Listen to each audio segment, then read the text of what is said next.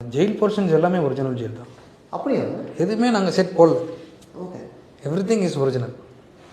அது ப்ராப்பராக அப்போ பர்மிஷன் வாங்கி அங்கே போய் அங்கே ஒரிஜினல் கைதிகளோடு நாங்கள் கொஞ்ச நாள் இருந்து பேசக்கூடாது. எப்படி பேசுவீங்க? ஓ, பேசக்கூடாது. என்னங்க நீங்கள்?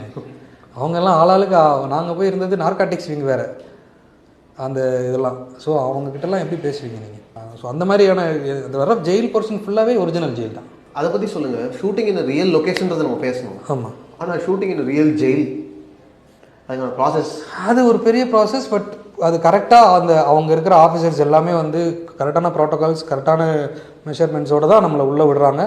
அவங்க கரெக்டாக தான் நம்மளை பார்த்துக்கிறாங்க. ஏன்னா அது அவங்களுக்கு நமக்கு தான் அது என்டர்டெயின்மெண்ட்டு நம்மளோட தொழில். அது அவங்களுக்கு law and order problem. So என்ன ஒரு சின்ன ஒரு இஷ்யூ வந்துடக்கூடாது. ஏன்னா உள்ளே இருக்கிறவங்கலாம் சும்மா கிடையாது. அவங்கள ஜூனியர் ஆர்டிஸ்ட் இல்லை.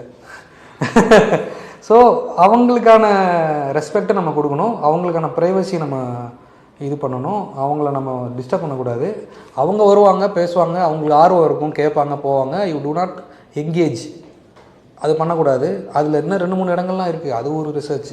ஒன்ஸ் யூ ஆர் கன்விக்டட், நீங்கள் உங்களுக்கு அதாவது இங்கே ரிமாண்ட்லேருந்து கன்விக்ட் ஆகிட்டீங்க அப்படின்னா அங்கே ஒரு இடம் இருக்குது.